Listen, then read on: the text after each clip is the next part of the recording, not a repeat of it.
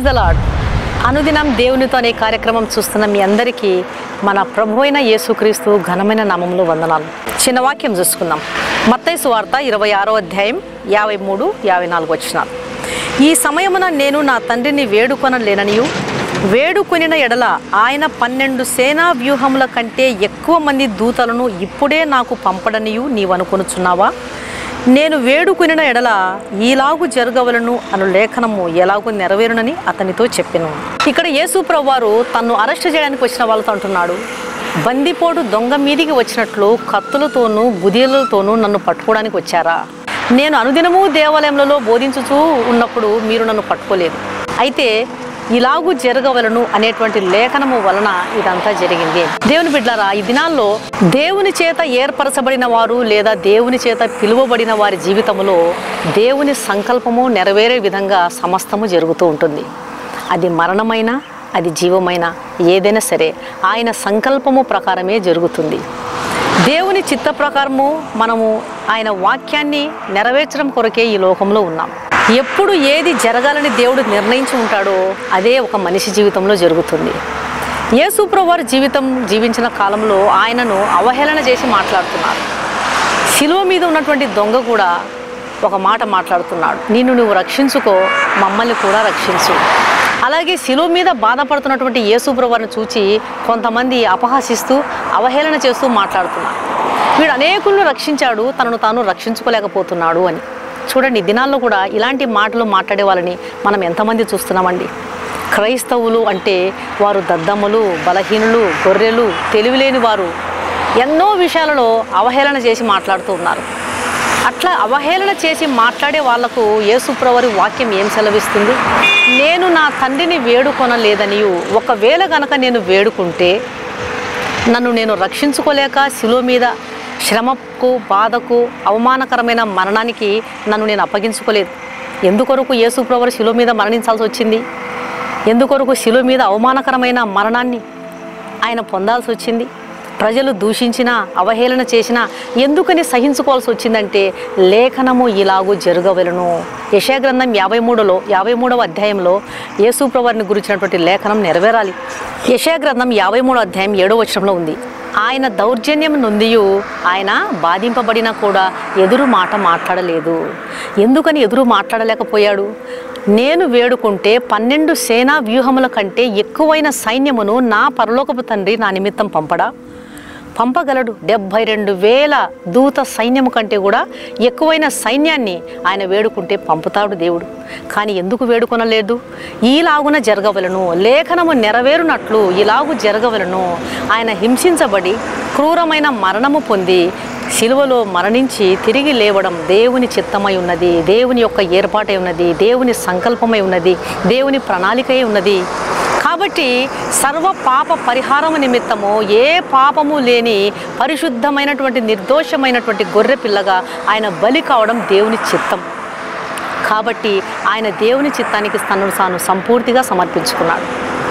అప్పుడు కూడా గొడవ జరిగిందండి. యేసు ప్రభువారిని అరెస్ట్ చేయడానికి అక్కడ తోటలో గొడవ జరిగినప్పుడు పేతురు తన కత్తిని తీసినప్పుడు యేసు ప్రభువారు ఒక మంచి మాట అంటున్నాడు, పేతురు నీ కత్తిని వరలో ఉంచుము. ఈ దినాల్లో ఎంతమంది క్రైస్తవులను, యవన బిడ్డలను హింసిస్తూ, దూషిస్తూ, చంపేస్తూ చాలా ఘోరమైనటువంటి కార్యాలు చేస్తున్నప్పటికీ కూడా ఎందుకని ప్రజలు తిరగబడలేకపోతున్నారంటే యేసు ప్రభువారు నేర్పించినటువంటి బోధలు. కత్తి అనేకులకు హాని చేస్తుంది, కత్తి అనేకులను గాయపరుస్తుంది. క్రైస్తవుడు ఎప్పుడు గాయపెట్టేవాడుగా ఉండకూడదు అనేదే యేసుక్రీస్తు యొక్క బోధ. క్రైస్తవుడు ఎప్పుడు మేలు చేసేవాడుగా ఉండాలి. క్రైస్తవుడు ఎప్పుడు కూడా అనేకుల గాయములను బాగు చేసేవాడుగా ఉండాలి, స్వస్థపరిచేవాడుగా ఉండాలి, దురాత్మల బంధకాల నుంచి ప్రజలను విడిపించేవారుగా ఉండాలనేదే దేవుని యొక్క సంకల్పం. కాబట్టి ఆయన మంచి మాదిరిని చూపించినాడు. నేను మీకు చూపించిన మాదిరి ప్రకారమే మీరు కూడా జీవించండి. తనను సిలువలో బాధించిన వారిని, హింసించిన వారిని, దూషించిన వారిని, తండ్రి వీరేమి చేస్తున్నారు, వీరెరుగరు గనుక వీరిని క్షమించండి అని ప్రేమ చూపించినాడు, దయ చూపించినాడు, జాలి చూపించినాడు. వారి కొరకు ప్రేమతో ప్రార్థన చేశాడు. అలాగే తనను నమ్మినటువంటి తన బిడ్డలు కూడా ఉండాలి అనేదే యేసు ప్రభువారు నేర్పించినటువంటి బోధ. ఎంతమంది సాక్ష్యం చెప్తున్నారండి.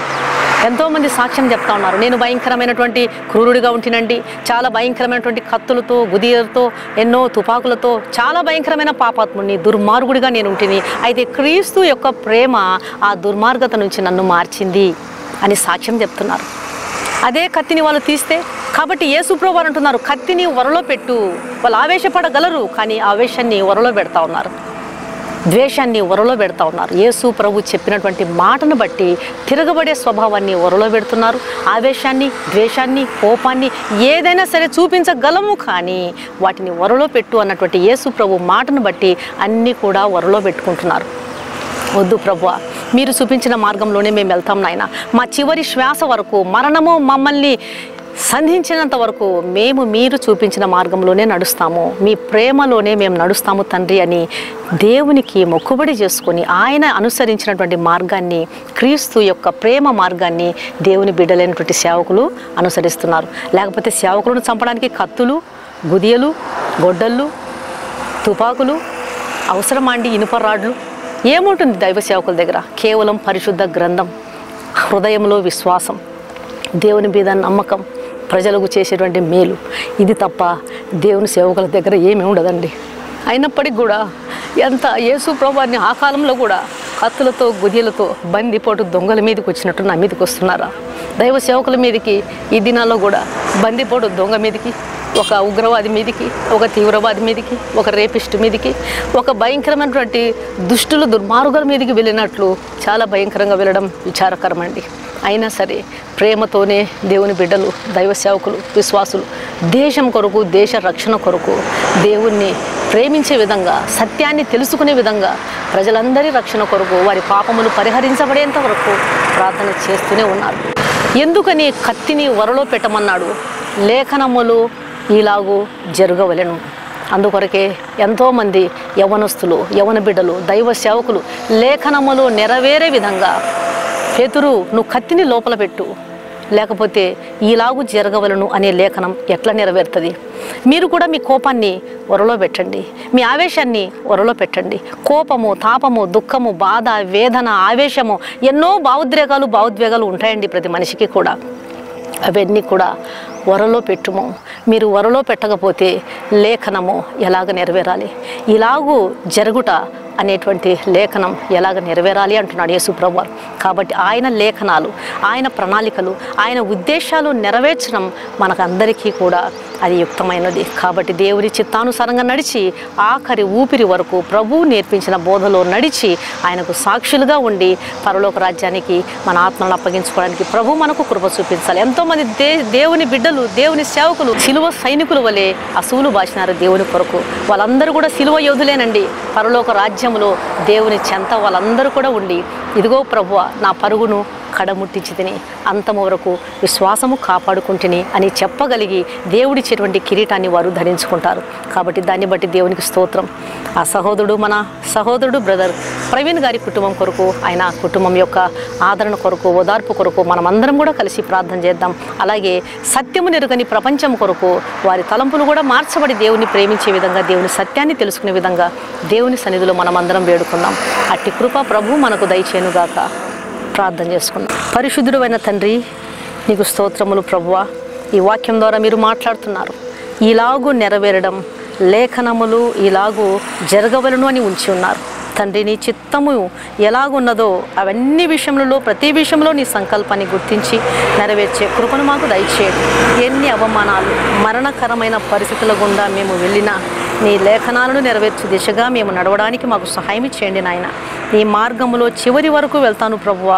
నీ వాక్యాన్ని, నీ చిత్తాన్ని చివరి వరకు నెరవేర్చే కృపను మాకు దయచే తండ్రి అని మా ప్రియ బిడ్డలందరూ కూడా భారంగా ప్రార్థించుటకు సహాయం చేయండి. మీరు ఏర్పాటు చేసుకున్నటువంటి మా అందరి జీవితాల్లో నీ చేత నిర్ణయించబడిన నీ చిత్తములో, నీ ప్రణాళికలో నీ వెంబడించే కృపను మాకందరికీ దయచేయమని యేసు నామమున అడిగి వేడుకుంటున్నాను తండ్రి. ఆమేన్.